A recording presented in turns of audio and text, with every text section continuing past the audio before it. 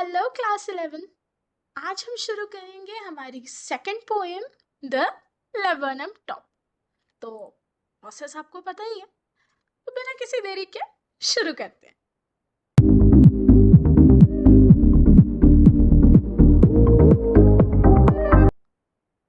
जी हाँ, सबसे पहले हम शुरू करेंगे इस पोएम के सेंट्रल आइडिया के साथ। तो क्या बताना चाह रही है लेबनम टॉप हमें? The main focus of the poem is the importance of living together and how every relationship involves give and take. This balance gives real meaning to our lives. अब भाई ये कैसे? तो इस पोएम के अंदर हमें दिखाया गया एक बड़ा ब्यूटीफुल रिलेशनशिप। किसके बीच? एक पेड़ और एक चिड़िया के बीच। जिस तरह एक चिड़िया अपना शेल्टर एक पेड़ पे बनाती है और पेड़ उसे और उसके बच्चों को वो प्रोटेक्शन और शेड प्रोवाइड करता है, ये क्या दिखाता है हमें, ये क्या सिखाता है हमें? That life is all about give and take. हमारी लाइफ में हर रिलेशनशिप इसी पे तो बेस्ड है, एंड एक्चुअली इसी से तो हमारी लाइफ को एक मीनिंग और पर्पस मिलता है। Imagine a person living alone. Imagine करो आप बिल्कुल अकेले रहते हो। What is your purpose in life? आप बोलते हो ना कई बार गुस्से में, अकेला छोड़ दो मुझे, मेरे को अकेला रहना है, सबसे दूर, सबसे अलग। But hey, just close your eyes and imagine एक दुनिया जहां बिल्कुल अकेले हो। What do you look after to? What are you most excited about? कल क्या करने वाले हो, किससे मिलने वाले हो, क्या बात करने वाले हो, क्या नया एक्सपीरियंस पाने वाले हो, किसके साथ ये सब बांटने वाले हो? There's no one. बहुत अंधेरा सा नहीं है? शायद शुरू में अच्छा लगे, कोई शोर नहीं, कोई सन्नाटा नहीं, बट कुछ देर बाद ना यार, वापस आओ। नहीं, मुझसे तो नहीं होगा। Our purpose comes from the people and things around us. हमारी लाइफ में पर्पस, हमारी लाइफ में मीनिंग हमारे आसपास के सिर्फ लोग नहीं, चीजें भी लाती हैं। And they keep changing, and तभी तो लाइफ एक्साइटिंग होती है यार। Change is the only constant. Life बदलेगी नहीं तो मजा कैसे आएगा? So they give us reasons to look forward to each new day. तो हमारे आसपास हर एक चीज हमें मौका दे रही है कुछ नया करने का, कुछ नया एक्सपीरियंस करने का। तो हाँ, इसीलिए तो जब कोई चला जाए ना तुम्हारी जिंदगी से, when someone leaves, instead of feeling sad and thinking हाय इनके बिना तो मेरी लाइफ ही बेकार हो जाएगी, मेरी लाइफ का तो पर्पस ही खत्म हो गया क्योंकि ये चला गया या ये हो गया मेरे साथ। नहीं यार, life keeps going on. We should get ready for the next adventure or new experiences जो शायद नए लोग या नई चीजें हमारी लाइफ में लेके आएंगे। ये पोएम शायद आपको लगे एक चिड़िया और पेड़ के रिलेशनशिप को दिखा रही है, बट नहीं, this poem has a much much deeper meaning for us. ये बहुत आसान तरीके से हमें समझाना चाह रही है कि अकेलेपन से जिंदगी बोरिंग हो जाएगी, डल हो जाएगी। लाइफ में थ्रिल और एक्साइटमेंट चाहिए ना? Just keep looking forward to the next day, keep looking forward to meeting new people, having new experiences in life, because that gives us purpose, that gives us meaning. Okay, चलिए समझते हैं आप line by line इस poem का मतलब। The laburnum top is silent. क्या है ये laburnum top? कुछ इस तरह का दिखने वाला ये ब्यूटीफुल सा पेड़ जिसपे येलो येलो कलर के ये बड़े बड़े फ्लावर्स होते हैं, एंड ऑटम सीजन में तो ओहो बहुत सुंदर लगता है। इस वक्त वो पेड़ एकदम शांत है, क्वाइट स्टिल, अकेला है, लोनली है, राइट? दिख रहा है पिक्चर में भी। In the afternoon yellow September sunlight. So दोपहर का वक्त है, आसपास भी सन्नाटा है, एंड सितंबर का महीना है तो autumn season is on its peak, and so that is why you can see a few leaves yellowing, all its seeds fall.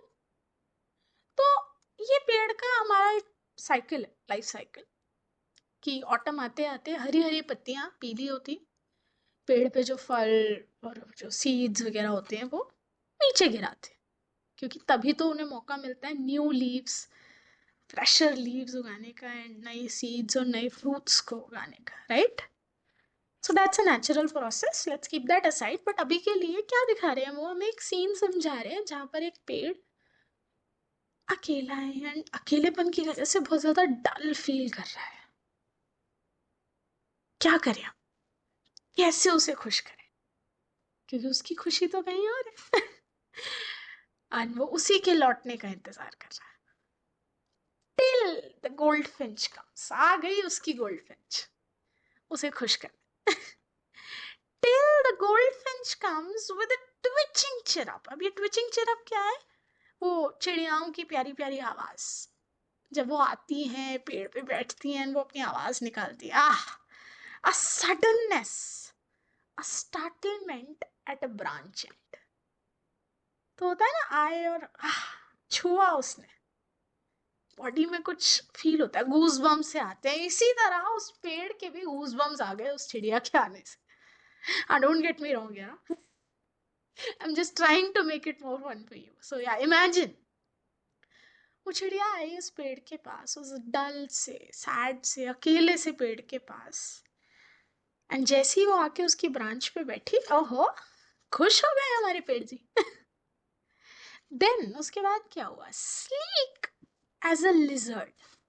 अब यहाँ पर उस बर्ड की मूवमेंट को एक लिजर्ड की मूवमेंट से कंपेयर किया गया। स्लीक मतलब, हाउ डू एक्सप्लेन, सो एक लिजर्ड होती है जब घर की दीवारों पे गलती से आपकी नजर उस पर पड़ गई, पता नहीं उसे कैसे पता चल जाता है, उसकी स्पीड 10x हो जाती है, वो एक कॉर्नर से दूसरे कॉर्नर कब पहुंच जाती है आप रियलाइज नहीं करते। तो इसी तरह वो बर्ड अभी आके ब्रांच एंड पे बैठी ही थी and the tree could feel कि वो ब्रांचेस के बीच कहीं तो जा रही है जहां उसने शायद अपना नेस्ट बना रखा है। तो ही वाज फीलिंग हैप्पी कि चलो कुछ देर रुकेगी तो सही। Then sleek as a lizard and alert and abrupt, एकदम अलर्ट और अब्रप्ट तरीके से she enters the thickness. Thickness यहाँ पे क्या बोला जा रहा है? उस डेंस ट्री को, मतलब वो पेड़ कोई ऐसा नहीं है, ठीक है मैंने बोला सितंबर का महीना है, ऑटम सीजन है, तो पेड़ की पत्तियां येलो हो गई हैं, सीड्स गिर गए हैं, तो ऐसा नहीं वो पेड़ मुरझा सा गया है, नहीं, it's still a healthy heavy looking tree. तो उस डेंस से ट्री के ब्रांचेस में वो चिड़िया अपने घोंसले को तलाशती हुई उसकी ब्रांचेस और लीव्स के थ्रू होते हुए जा रही है एंड शायद वो अपने नेस्ट तक पहुंच गई। ये बात हमें कैसे पता? बिकॉज अचानक a machine starts up of chitterings and tremor of wings and trillings। क्या है अब ये सब? सो मतलब उस चिड़िया के नेस्ट में उस चिड़िया के बेबीज उसका वेट कर रहे थे एंड अपनी माँ को वापस आते देख वो सब शोर मचाने लगे out of excitement. They were happy, our mother is back. And उस वजह से the whole tree trembles and thrills and finally वो मायूस सा पेड़, वो उदास सा पेड़ एनर्जेटिक फील कर रहा था, खुश फील कर रहा था, बिकॉज ठीक है यार, वो बच्चे जो अभी तक शांत शायद सो रहे थे अपनी माँ के आने से खुश हो गए हैं एंड इससे मेरी लाइफ में भी खुशी आई, at least something good is happening, right? The whole tree trembles and thrills, it is the engine of our family। It यहाँ पे किसको बोला जा रहा है? हमारी गोल्डफिंच को। ये गोल्डफिंच क्या है? अपनी फैमिली का इंजन। हर मशीन को चलने के लिए इंजन की जरूरत होती है। तो जब तक गोल्डफिंच नहीं थी उसके बच्चे शांत थे, बट उसके लौटते ही उन्होंने शोर मचाना शुरू कर दिया। तो इसीलिए यहाँ पे पोएट ने रेफरेंस दिया एंड कहा, कंपेयर किया गोल्डफिंच को एक इंजन के साथ, कि जैसे ही इंजन चालू हुआ, यानी इंजन लौट आया, वैसे ही मशीन में भी जान आ गई. What happens next? She stokes it full. Stokes it full का मतलब उसने अपने बच्चों का पेट भरा. Like, if you know the process, जो चिड़िया होती है अपने बच्चों को बीक के अंदर खाना डालती है, राइट? सो उन्होंने, उस गोल्डफिंच ने अपने बच्चों की बीक्स को ऊपर तक भरा एंड बच्चों को लाओ. She stokes it full and then floats out to a branch end. तो वो चिड़िया वहां क्यों आई थी? अपने बच्चों का पेट भरने. उसे पता था उसके बच्चे भूखे होंगे, तो वो आई खाना लेके अपनी बीक में भर के एंड अपने बच्चों को खिला दिया. एंड अब क्या? उसके लौटने का वक्त हो गया. Showing her barred face, identity mask. So, इस पिक्चर में अगर आप ध्यान से देखो गोल्डफिंच के चेहरे को, दोनों ही पिक्चर्स में, इनफैक्ट नीचे वाली भी और ऊपर वाली. So there are those stripes on her face, right? जब वो उस थिकनेस के बीच से गुजर रही है, सनलाइट उस पेड़ पे पड़ रही है, तो क्या हो रहा है? उन ब्रांचेस के थ्रू जब उसके बच्चे अपनी माँ को देखना चाह रहे हैं, बस हल्की झलक दिख रही है उसके चेहरे की. सो वो भी पीछे मुड़ के नहीं देखती, बिकॉज उसे पता है उसके बच्चे फिर और ज्यादा शोर मचाएंगे अपनी माँ को जाता हुआ देख. वो बस आगे बढ़ती रहती है towards the branch end. Then with eerie, delicate whistle of whisperings. So बहुत ब्यूटिफुली उसकी मूवमेंट को, उसके साउंड्स को यहाँ पोएट ने डिस्क्राइब किया. Then with eerie, delicate, बहुत मंदी मंदी आवाज के साथ धीरे धीरे विस्पर करते हुए she launches away. उड़ जाती है. कहाँ? Towards the infinite. Infinite is the sky here. वो आसमान में उड़ जाती है. And the laburnum,